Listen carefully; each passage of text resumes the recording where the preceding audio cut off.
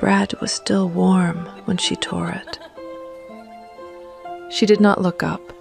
She did not check who might be watching from the gilded length of the ballroom, did not measure the distance between her crouch on the marble and the tall doors where the music spilled out in waves of violin and laughter.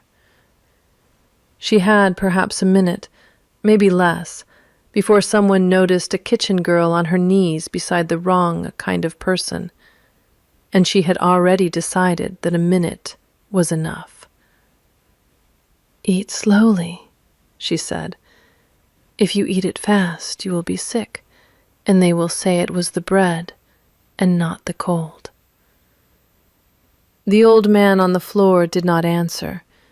He had been propped against the base of a marble column like a forgotten parcel, his coat the color of wet ash, his hands folded in his lap with the careful stillness of someone who had learned that stillness was a kind of safety. 100 guests had passed him on their way into the ballroom. She had counted, because she counted everything. It steadied her. 42 had stepped over his outstretched leg without altering their stride. 11 had glanced at him and then sharpened their glance into nothing. 3 had laughed. None had stopped. She had stopped. She had not meant to. She had been carrying a tray of empty glasses back to the scullery when she had seen the leg, the boot worn through at the toe, and a part of her that she had not yet learned to govern had simply set the tray down on the windowsill and turned back. Now she tore the bread again, smaller this time, and pressed the piece into his hand. His fingers closed on it with surprising precision, not the fumbling grip of a man undone by hunger, something more measured. She noticed it the way she noticed everything. She filed it away without comment. "Thank you," he said. His voice was rougher than she had expected, and quieter, and entirely without the thickened consonants of someone who had been drinking to stay warm. She had heard those voices before, in the alley behind the kitchens, and his was not one of them. "There is broth in the pot by the back stair," she said. "I will bring some. Stay here. I am not likely to wander."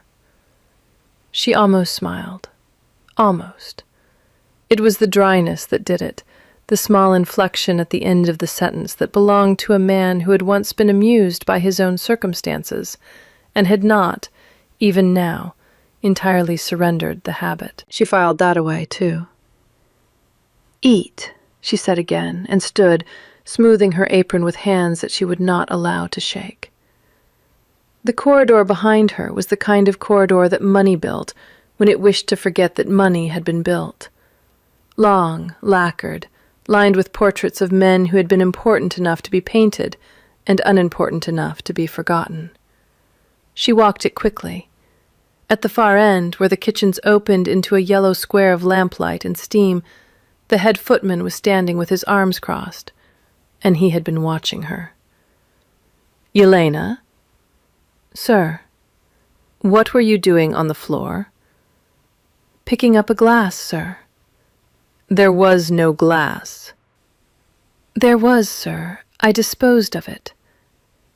He looked at her for a long moment. She kept her eyes on the second button of his waistcoat, which was the kind of thing they taught girls like her to do, and she counted his breaths. 3, 4. On the 5th, he made a small, dismissive sound in his throat and turned away, and she went past him into the kitchen with the careful unhurriedness of someone whose hurry would be punished. The broth was thin tonight, because tonight was not a night the broth was meant to be seen.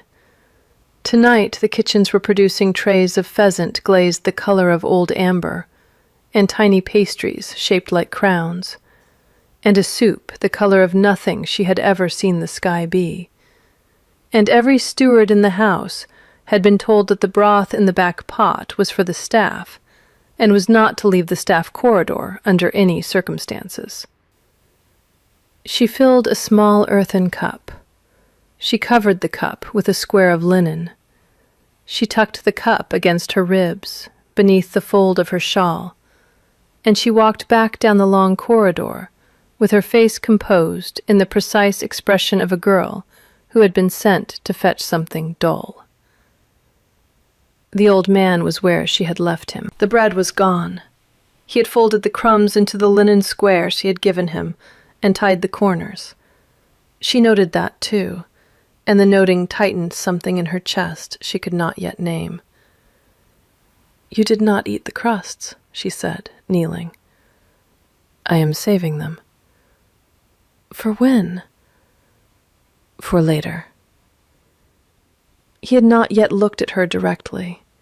He had spoken to the hem of her apron, to the stone 2 inches from her knee, to the air just above her shoulder. Now he raised his head, and she felt the look land before she met it, the way one feels the weight of a hand before the hand touches. His eyes were gray. Not the gray of weather, the gray of a struck bell, if a bell could be a color. They were tired. They were not dim. "What is your name?" he said. It was not a question. "Yelena." "Yelena what?" "Yelena Merisova." "Merisova," he repeated, as if tasting the shape of it. "And you are kitchen, or you are floor?" "Both, when they need both." "And tonight they need both." "Tonight they need everything." He nodded once. He drank the broth in slow, measured swallows, holding the cup with both hands the way a child might, though there was nothing childish in the holding. When the cup was empty, he set it down beside him with the same care he had used for the crusts. And he looked at her again, and she had the distinct, disorienting sense of being read the way she read other people, comprehensively, gently, without permission and without malice. "Why did you stop?" he said.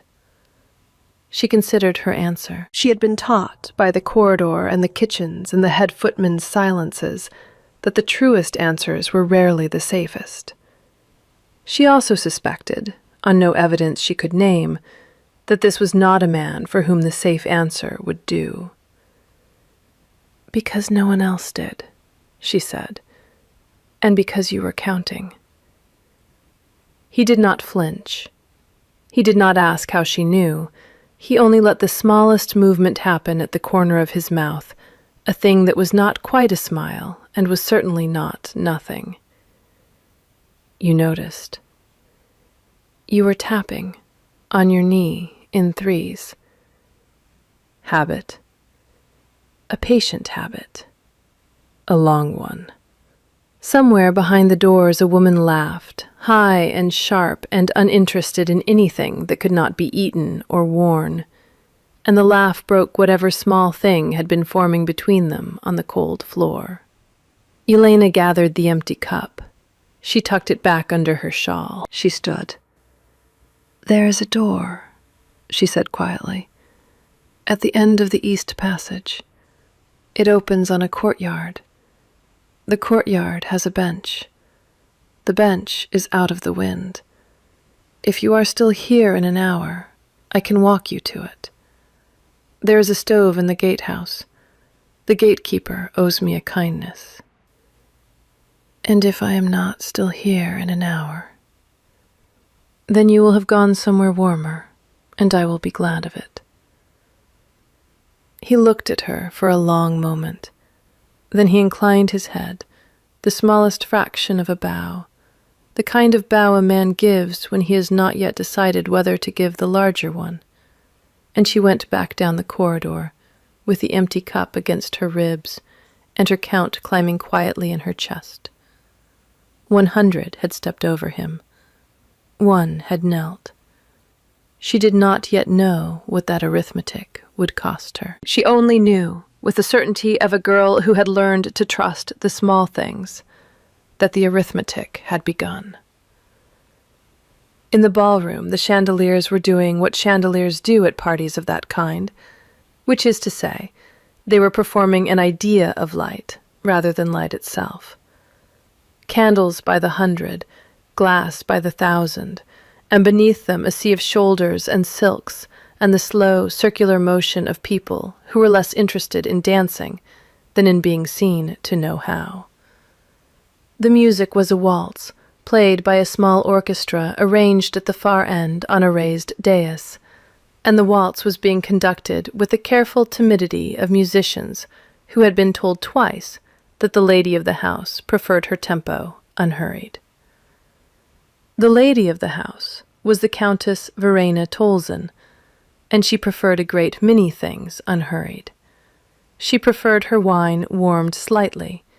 She preferred her compliments delivered in pairs. She preferred her servants to keep their faces empty of weather, and her guests to keep their conversation empty of consequence. She had inherited the estate 11 years earlier upon the death of an uncle whose taste she had never shared, and she had spent the 11 years in question replacing his furniture and his staff in roughly equal measure. The ballroom, which under her uncle had been a long, light-filled room hung with hunting scenes, was now a long, light-filled room hung with mirrors, so that the guests might see themselves twice, and the room might seem larger than it was. The Countess found this arrangement very satisfactory. Tonight she was hosting what the cards had called a winter reception, which meant in practice that she was conducting an inventory. She had invited every family within a day's ride whose name still carried weight, and a number of families whose names were beginning to slip. And she had arranged the seating at supper according to a chart she had revised 4 times in the past week. The chart was a kind of map of the future, as she imagined it. She was a woman who believed firmly that the future was something that could be drawn, if one had the right pen. She had not drawn the old man on the floor by the column. The old man on the floor by the column was, in fact, a small embarrassment that her steward had brought to her attention an hour before the first carriage arrived. He had been found, the steward said, at the side gate, asking for a Master Aldrin who had not lived at the estate for 40 years. He had given no other name. He had been, the steward said carefully, insistent. The Countess had considered the matter for the time it took to adjust an earring, and had pronounced her judgment. He was not to be turned out, because turning out an elderly man in this weather would be a story, and stories were a thing the Countess found tiring. He was, however, to be kept inside the small vestibule by the east column, out of sight of the principal stair, and given nothing but water until the morning, when the matter could be handled with daylight and without witnesses. The steward had bowed. The steward had also, being a man who had served the Countess for 9 years, and her uncle for 16 before that, taken the small further liberty of placing a folded blanket beneath the old man's elbow, which the Countess did not know about, and which the old man had quietly refused. So the old man had been there since before the candles were lit. He had watched the florists arrive with their armfuls of hothouse roses. He had watched the underfootman carry in the silver. He had watched the first carriage pull up to the principal stair, and disgorge a woman in pale green silk who had stepped into the hall, taken one look at him, and addressed her remark to the air above his head. Verena really must do something about the draughts, she had said, and had walked on. He had counted them, as Yelena had guessed. He had counted them not out of bitterness, which he had outlived, and not out of curiosity, which he had nearly outlived, but out of a long, patient habit of taking the measure of a room before he spoke in it. He had been taking the measure of rooms for 61 years. He was very good at it. By the time Yelena had knelt beside him with the bread, he had completed his measurements, and he had reached a conclusion. The conclusion did not please him exactly. It had never been a conclusion that pleased him, in any of the rooms in which he had reached it. But it clarified him. It set the small machinery behind his eyes into the alignment he reserved for nights on which a decision would have to be made before dawn. He had not expected the girl. He had, in fact, made a small private wager with himself, somewhere around the 70th guest, that no one would stop. He had won wagers of that kind before. He had a long, dry catalogue of them. He had been prepared, when the count reached 100 and the wager closed, to feel the small, wry satisfaction of a man whose worst suspicions had been confirmed, and to proceed from that confirmation to the cold, useful business of the morning. The girl had cost him the wager. The girl had cost him, in fact, several other things he had not been prepared to spend tonight. The clean edge of his conclusion, for instance, the simplicity of the morning he had planned, the pleasure he had been intending to take in a certain quiet, precise act of correction at first light, which he now found himself wishing to soften, not because the correction was less deserved, but because a correction delivered in the same room as such a kindness would be a kind of vulgarity, and he had spent his life avoiding vulgarity in matters of consequence. He shifted, very slightly, against the column. The marble was as cold as it had been an hour earlier. He had stopped feeling that cold somewhere around the 40th guest, which was not, he knew, a sign of comfort. He folded his hands more carefully in his lap. He breathed evenly. He thought about the girl's face, which had been a serious face, neither pretty in the way the room would have called pretty, nor plain in any way that mattered, and which had had at its center a pair of attentive brown eyes that had taken in his tapping fingers and read them correctly. Patient habit. A long one. He thought, too, about the small, considered way she had lied to the head footman in the corridor. He had heard the exchange. The corridor carried sound, and he had been trained long ago to listen to corridors. She had not lied badly. She had lied with the economy of a person who lied rarely, and therefore, when required, lied well. He approved of this. He had always preferred competence to virtue, when forced to choose, on the grounds that competence was rarer and more useful, and that virtue without competence was merely sentiment. He sat.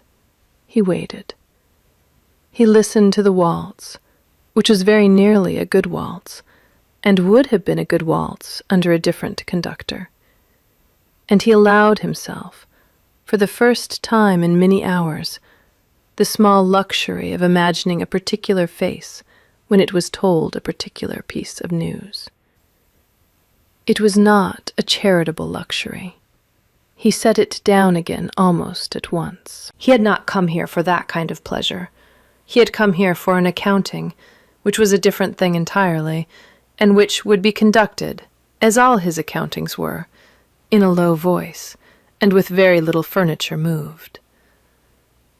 Down the corridor, in the warm yellow square of the kitchens, Yelena was carrying a tray of pastries shaped like crowns toward the ballroom doors, and she was thinking, against her will, about the way the old man had said her surname, Marisova. He had said it the way one says a word that has occurred to one before. He had said it the way her grandfather had once said the names of horses he had known many years earlier, with recognition, and with a small, private regret, and without surprise. She did not know what to do with that. She set the thought down beside the others she had collected that evening. The precision of his fingers, the gray of his eyes, the patient threes of his tapping, the bow that had been half a bow and might, in a different room, have been the whole one. And she carried the pastries through the doors into the ballroom, where the chandeliers performed their idea of light, and the Countess performed her idea of the future, and 100 guests performed, with great elegance, an idea of themselves. She did not look toward the column. She had decided, somewhere between the kitchen and the doors, that not looking would be the better discipline. The head footman was watching her again from the dais by the orchestra. She felt his look, the way one feels a draft, and she walked through it without giving it the satisfaction of a shiver. At the long table by the windows, the Countess Verena Tolzin was holding a small glass of something pale and sweet, and she was speaking to a gentleman in a dark blue coat. The gentleman in the dark blue coat was a Baron Estven, who had recently lost a great deal of money in a venture involving timber, and had been invited, the Countess felt, more out of charity than out of expectation. He was nodding at whatever the Countess was saying with the careful frequency of a man whose attention was elsewhere. His elsewhere was the door. He had been watching the door since he arrived. He had been watching it not because he expected anyone in particular, but because he had been told, by a person whose information he had learned over many years to trust, that someone in particular might appear there tonight, and that if that someone appeared, he was to do nothing at all, and to say nothing at all, and most especially to refrain from any expression of recognition. He had been instructed, in fact, to behave as if he had never in his life heard the name he had heard most often in his career. So far, the door had produced only the expected, families and silks, and the low, continuous arrival of people who had been invited. Baron Estven nodded at the Countess. He sipped his pale, sweet drink. He watched the door. He did not, because he had been told not to, glance toward the column by the east wall, where an old man in a coat the color of wet ash sat with his hands folded in his lap and his breathing very even. The Countess, who noticed most things and misread many of them, noticed the Baron's attention to the door and concluded with satisfaction that he was waiting for a particular young woman she had seated him beside at supper. She made a small, private note to revise the chart again before the meal. She believed, as she always believed, that she was drawing the future with the right pen. In the corridor, the head footman had finished his slow consideration of the kitchen girl, and had reached his own conclusion, which was that Yelena Marasova was a problem that would shortly need to be solved. He had reached this conclusion several times before, over the 8 months of her employment, and had each time set it aside because she worked harder than the other girls, and broke fewer glasses, and had the kind of face that the Countess preferred not to see crying. Tonight, however, he had seen her on the floor, where she ought not to have been, and he had heard her lie about a glass that had not existed, and he had felt, behind both observations, the small, unmistakable click of a girl who was beginning to act on principles of her own. Principles, in his experience, were the most expensive thing a servant could acquire. He resolved to speak to the steward in the morning. He did not yet know that the morning would not belong to him. Yelena set the tray of crown-shaped pastries on the long table at the windows and stepped back into the wall the way she had been taught to step back into walls, which was to make of herself a vertical line and to keep her hands at her sides and to let the room flow around her as if she were a column herself. From this position, she could see almost the whole of the ballroom without appearing to see any of it. She could see the Countess at the far end, and the Baron in the dark blue coat, and the door by which guests still occasionally arrived, and the long rectangle of the corridor that led, eventually, past the kitchens and the back stair, and the east column, where an old man was, by her count, into his 6th hour of stillness. She could not see him from the wall. She did not need to. She knew, without looking, that he was where she had left him, and that he was waiting, and that the waiting was not the waiting of a man who had given up, but the waiting of a man who had not yet begun. She knew this in the way she knew the weather, by a pressure she could feel along her arms. A voice spoke very close to her ear. "You are new." She did not turn her head. She had been taught not to turn her head when addressed at a wall. She lowered her chin a small, deferential degree. 8 months, my lord. 8 months. And do you find it agreeable? I find it employment, my lord. A small huff of laughter that was almost not laughter. She risked a sidelong glance and met, with a brief shock she did not allow to reach her face, the eyes of Baron Estvan, who had crossed the room with the slow, distracted gait of a man on his way to nothing in particular, and who was now standing beside her, with his glass tilted at a polite, conversational angle. Employment, he repeated, a very precise word. I try, my lord, to use precise words. That is a habit, he said, I have known in one other person in my life. He used to tell me that imprecise words were the chief cause of imprecise actions, and that imprecise actions were the chief cause of most of the world's grief. He was a man, you understand, who took grief very seriously. She kept her chin lowered. She kept her hands at her sides. She felt at the back of her neck the careful weight of being told something that was not what it appeared to be. He sounds, my lord, like a man worth listening to. He was. He is. Is, my lord. Is. He did not look at her when he said it. He looked instead at the long corridor that led past the kitchens and the back stair and the east column, and he held his glass at the same polite, conversational angle, and after a small, carefully chosen moment, he inclined the glass 1/8 of an inch in that direction, the way a man might gesture toward a portrait he wished his companion to consider. And then he straightened the glass again and turned, and smiled at the Countess across the room, and walked back to her table at a pace exactly as unconcerned as the pace at which he had walked away. Yelena did not move. She counted his footsteps as he went, because counting steadied her. She counted to 12 before he reached the table. She counted the breaths she took before her own pulse settled. She counted to 7. She thought about the way he had said "is" twice, the second time more quietly than the first, the way one underlines a word with a fingernail rather than a pen. She thought about the old man's surname, which she did not know. She thought about her own, Marisova. He had said it the way her grandfather had said the names of horses, with recognition, with a small private regret, without surprise.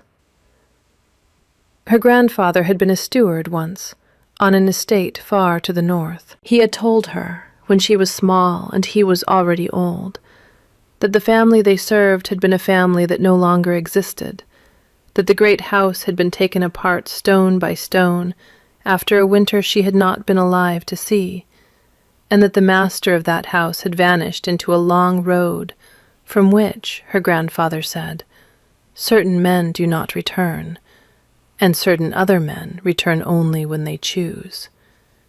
He had said this with a small, particular pride of a servant who had loved his master without ever quite saying so, and he had then changed the subject, as he always did, to the weather and to the price of oats, which he treated with equal gravity. Her grandfather had been dead 4 years. She had not thought of his master, whom he had never named, in any of those 4 years. She thought of him now. The chandeliers performed their idea of light. The orchestra performed its idea of a waltz.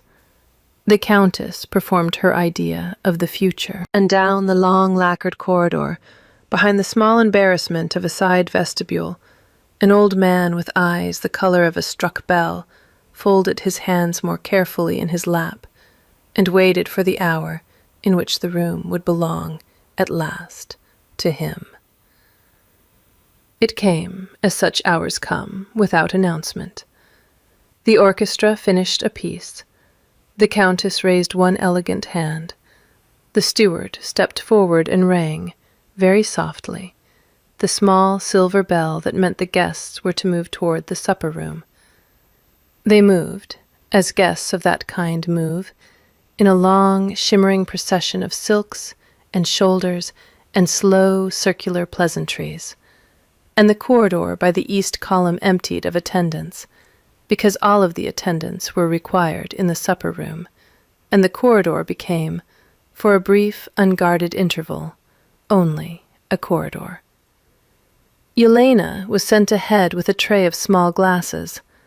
She walked the corridor with her eyes forward and her count climbing. She passed the column. She did not turn her head. The old man was no longer there. She felt the absence before she registered it. The corridor felt different, the way a room feels different when a fire has gone out. She did not stop. She did not look back. She carried the tray of small glasses into the supper room and set it on the sideboard, and stepped back into the wall, and she let her count steady her. One tray delivered, one absence noted, 1 hour perhaps, until the room would know what she already, in some part of her, had begun to suspect. In the supper room, the Countess took her place at the head of the long table. The chart she had revised 4 times was, in her mind, a perfect map of the evening. She had only to follow it. She looked down the length of the table at her guests and felt, briefly and pleasantly, the small, godlike satisfaction of a woman whose future was drawn in the right pen. The steward stepped forward to make the small announcement that preceded the soup. He cleared his throat. He had a good voice for announcements, low and even, and he had been making them in this house for 25 years. He drew breath. A second voice spoke first. It came from the doorway at the far end of the supper room, the small doorway by which the household entered when the household was not meant to be seen. It was a quiet voice. It did not need to be loud. It carried the way certain voices carry without effort, because the room had been built, long ago and by a different owner, to carry a voice from precisely that door to precisely the head of the table. "Forgive me," the voice said. "I believe there has been an error in the seating." Every head turned. The man in the doorway was not, at first glance, the man Yelena had fed bread to in the corridor. The coat, the color of wet ash, was gone. In its place was a long, dark coat of a cut she had never seen at this estate, severe and exact, with a single narrow band of silver at the cuff that meant, to anyone who had been taught to read such things, a great deal more than silver. His hair had been smoothed back, his hands folded now in front of him rather than in his lap, were the hands she remembered, precise, patient, accustomed to being obeyed. His eyes were the grey of a struck bell. The Countess had risen halfway from her chair before she knew she had risen. She was a woman who noticed most things and misread many of them.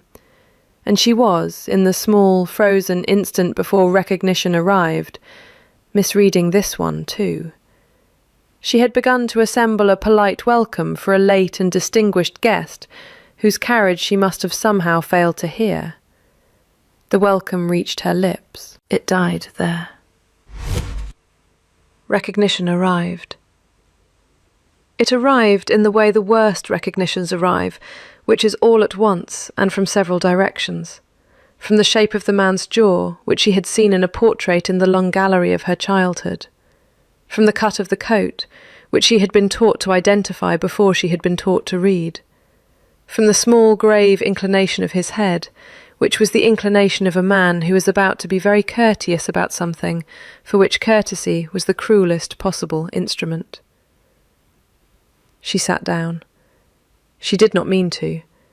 Her legs had been consulted by a part of her older than her vanity, and they had voted. "Your Grace," said Baron Estven, from his place halfway down the table, and he rose and bowed, and the bow was the entire bow, given in full, given without hesitation, the bow of a man who had been waiting a very long time to give it, and was glad of the chance at last. The word traveled the table the way a struck bell travels a valley. Your Grace, Your Grace, Your Grace. The guests rose as the word reached them, in a slow, uneven ripple, silks rustling, chairs scraping softly, the small, godlike map of the evening tearing very quietly down its center seam. The Grand Duke, Mikhail Aldrin Vsevorov, who had been counted over by 100 guests on a cold marble floor and fed bread by a kitchen girl who counted everything, walked the length of the supper room with the unhurried pace of a man who had already done the difficult part of the evening hours ago. He stopped beside the chair at the head of the table. He did not sit. He turned very slightly toward the small doorway from which he had entered, and he spoke once more in the quiet voice that the room had been built to carry. "Elena Marasova," he said, "please come in." She came. She did not know until she was walking that she was walking. She set down the tray of small glasses on the sideboard with the careful unhurriedness of a girl whose hurry would be punished, and she crossed the polished floor under the eyes of 100 guests, and she stopped a careful 3 paces from him because 3 was the number she had been taught, and because 3 was the number he had tapped on his knee. He inclined his head to her. It was the whole bow this time. It was given in full. "Your grandfather," he said, "served my father. He served him very well.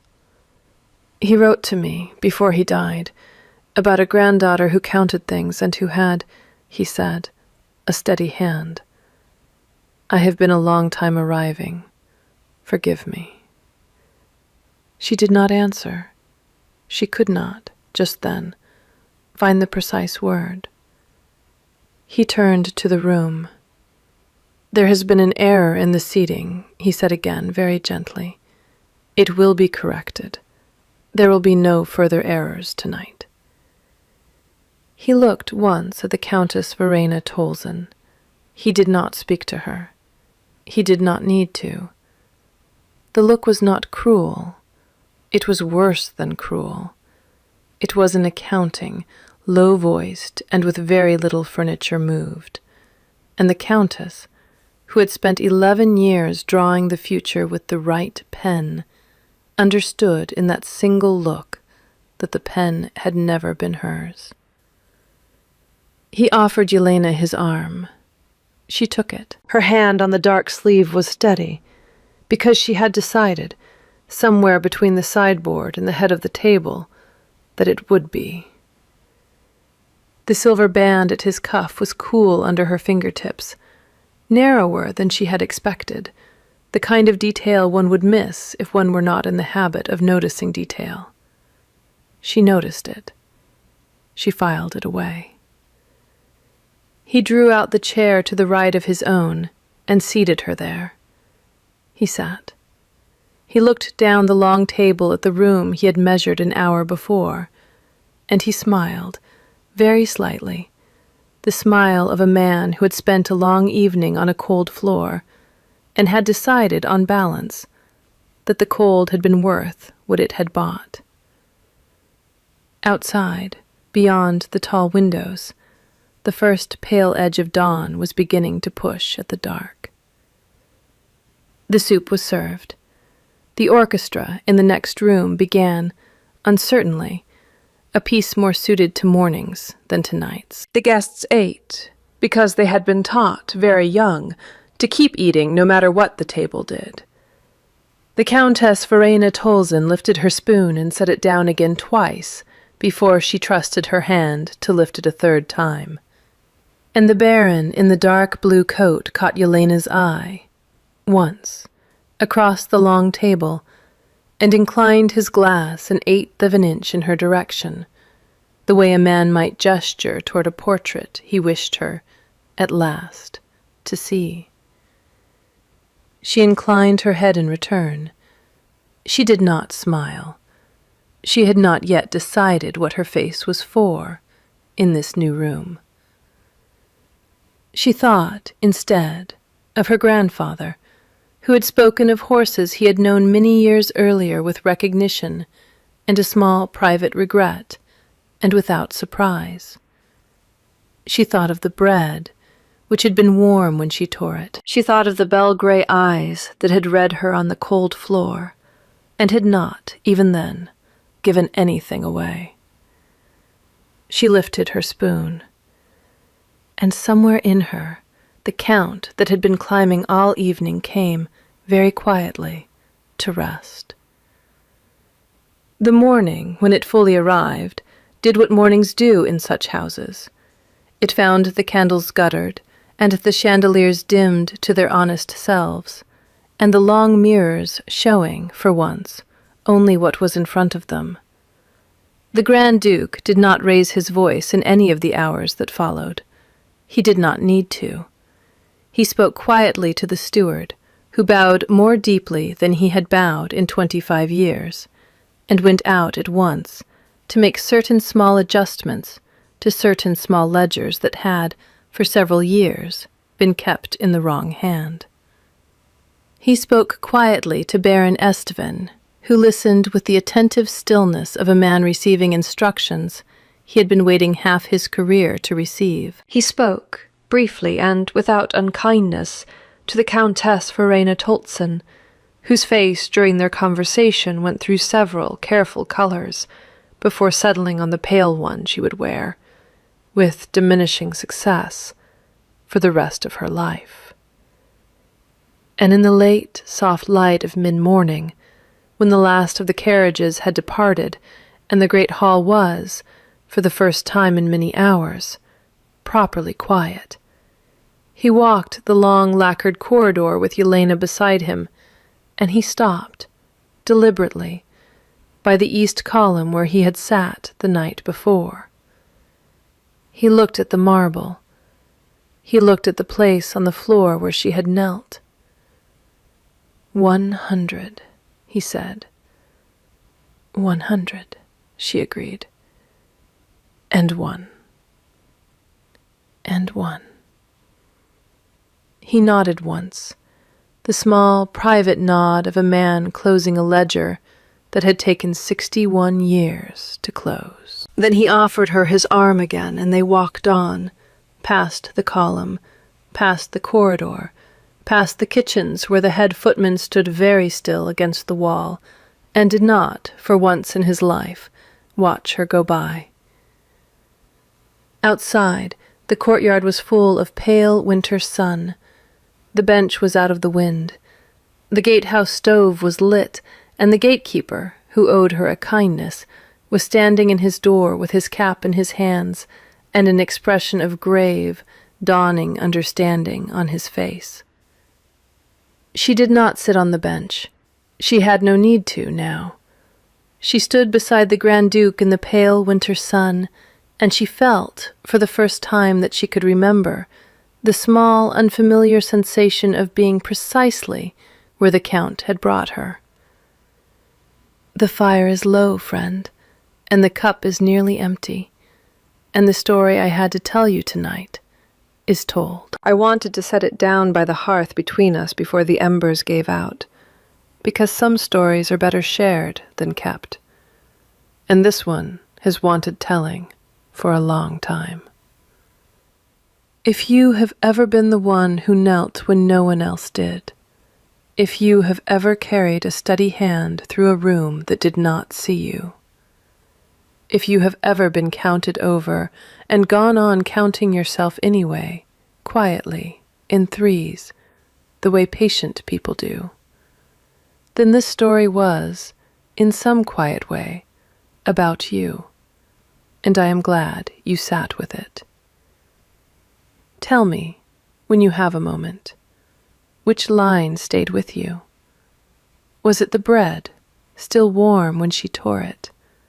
The eyes, the color of a struck bell? The small inclination of a glass, 1/8 of an inch toward a corridor? Or the Count that climbed all evening and came at last, quietly, to rest? I would like to know which moment found you by your own fire tonight. And if you would like to come back another evening, when the kettle is on again and the chairs are pulled close, there is always another story waiting to be told here by the hearth.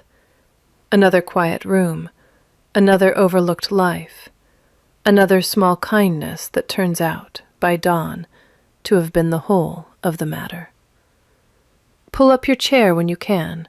Stay as long as you like. Sleep gently, friend. The fire will be lit again when you return.